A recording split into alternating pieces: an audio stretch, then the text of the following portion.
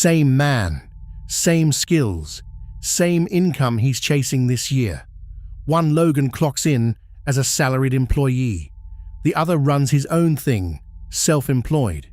We run their two working lives side by side and watch the money split. One gets a steady check and benefits. The other gets write-offs, freedom, and no safety net.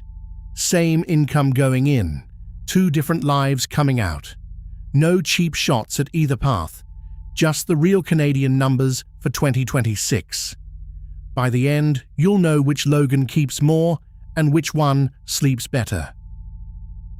Here are the rules, so this stays honest. Both Logans earn the same six-figure income doing the same work. Both are married, both want a house, kids, and a calm retirement. We'll run their money the same way and watch what's left. Some rounds, the employee wins clean. Some rounds, the self-employed Logan pulls ahead. I'll call each one straight, and neither path is a mistake. Let's start where everyone starts. Payday. Both Logans earn $100,000, and payday looks nothing alike. The employee gets a stub with income tax, CPP, and EI already taken off. He keeps about $73,000 and never thinks about it again. The self-employed Logan gets the full $100,000 in his account, which feels great until you remember no tax is paid yet. He has to set a big slice aside himself, or the bill lands hard next spring. He's his own payroll department. Now the deductions and the self-employed side takes a hit. On CPP, the employee pays about $4,200 and his employer matches it. The self-employed Logan has no one to split with, so he pays both halves, around $8,500. That's $4,000 more a year for the same pension. EI is next. The employee pays about $1,100 and gets caught by regular EI if he's laid off. The self-employed Logan pays nothing and keeps the cash, but no job loss EI is waiting. One buys a safety net, the other carries the risk. Here's where the self-employed Logan pulls ahead. He runs a business, so he deducts what it costs to run. A share of his home office, his vehicle, phone, internet, software, supplies. Every dollar he spends to earn comes off his taxable income before tax. The employee gets taxed on almost his whole salary with barely anything to write off. Same $100,000 on paper. The self-employed Logan often gets taxed on a much smaller number. This round is clearly his. Freedom comes with paperwork.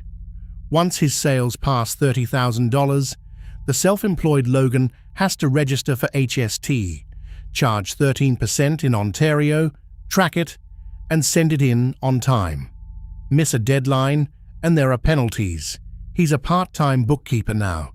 The employee never thinks about any of this.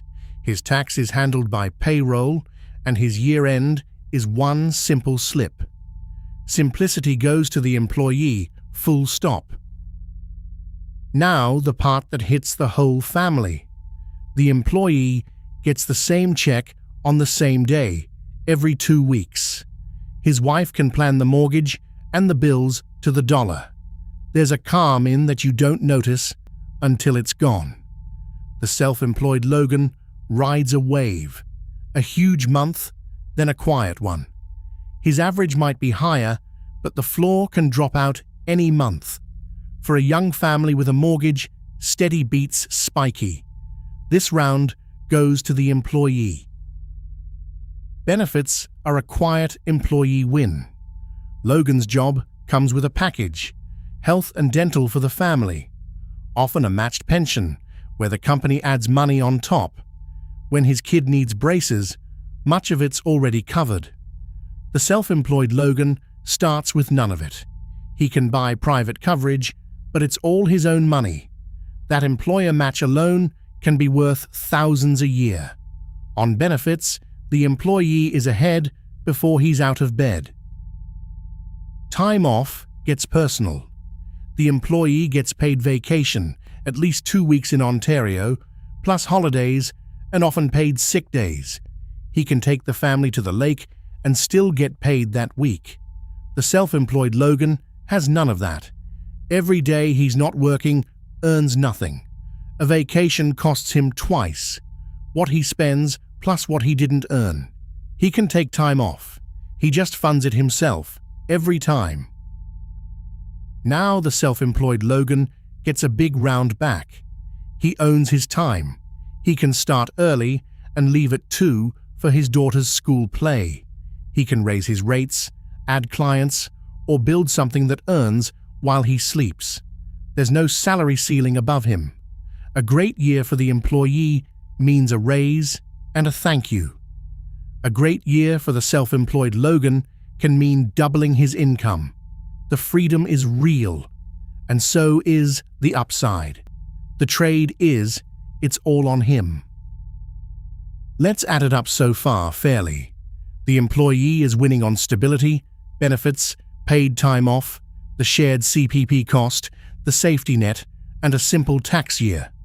Those hit hardest with a mortgage and little kids. The self-employed Logan is winning on deductions, flexibility, control of his time, and uncapped upside. Those pay off most for a disciplined person with room to grow. It's not a blowout, it's a trade. One buys certainty, the other buys freedom.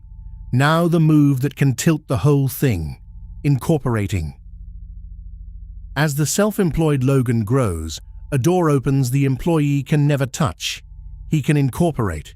Instead of all his profit taxed at personal rates right away, his company pays the small business rate on the first $500,000, around 12% in Ontario in 2026, far below his top personal rate. The catch? He only pays that low rate on money he leaves inside the company. What he pays himself to live on is still taxed personally, so he can defer tax on profit he doesn't need yet and invest it sooner. The employee has no version of this. Once incorporated, Logan picks how to pay himself, and there's no free lunch. Salary counts as earned income, so it builds RRSP room and CPP, and the company deducts it. Dividends skip CPP and the payroll paperwork and can be simpler, but they build no RRSP room and no CPP at all. Here's the quiet trap. Pay yourself only dividends and you can reach 50 with a great business and a thin retirement. The employee builds RRSP room and CPP automatically without thinking. The self-employed Logan has to choose it on purpose. So how does retirement look? The employee arrives with 3 things stacked up almost on autopilot: CPP, his own RRSP, and often an employer match that added free money for years. Steady and hard to mess up. The self-employed Logan arrives with whatever he built on purpose, invest his deductions and profits year after year, and he can land with more than the employee ever could. Spend the difference, and he lands with less. Same starting income, very different endings, decided by discipline. Here's the part both Logans get to win, and it's the whole point of this channel. However you earn, Canada gives you the same accounts. The TFSA, where your growth comes out tax-free. The RRSP, where you deduct now and compound for decades. Low-cost index funds inside them, bought every month and left alone for 30 years, will outwork almost any clever tax trick. The employee funds them from his steady check. The self-employed Logan funds them from his deductions and good months. They reward whoever keeps feeding them. Some of the biggest differences never show up on a tax return. The employee rarely lies awake over money the way his twin does. The check comes. The coverage holds. Get sick, and there's sick pay. That calm is worth real money no form ever measures. The self-employed Logan carries a hum of risk whose invoice is late. What if the big client leaves? He also wakes up owning his time and his ceiling. More control, more weight. Less control, more calm. So here's the honest verdict. Both ways. If you want stability, benefits, a safety net, paid time off, and a tax year you barely think about, being an employee is a genuinely great deal, especially while you're raising young kids. If you want control of your time, real write-offs, no income ceiling, and the option to incorporate as you grow, self-employment can leave you with more, as long as you're disciplined enough to run your own taxes and retirement. Both can build a good life and retire well. The right path fits how you actually want to live. Now watch the line down the middle fade, because here's the truth under all the numbers. It's the same man either way, same family at the table. The employee and the self-employed Logan want the exact same things: a calm home, a paid-off house, a retirement that arrives on time. They just took different routes. One traded freedom for certainty. The other traded certainty for freedom. Neither made a mistake. They each made a choice, eyes open, about the life they wanted. Either way, the move that decides your future is the same. Spend less than you earn and put the gap to work in low-cost index funds inside your TFSA and RRSP as early as you can. Logan's comfortable retirement comes from 100 small, boring, consistent choices made year after year. If watching Logan's 2 working lives helped you think about your own, hit subscribe so the next Canadian Money Breakdown finds you.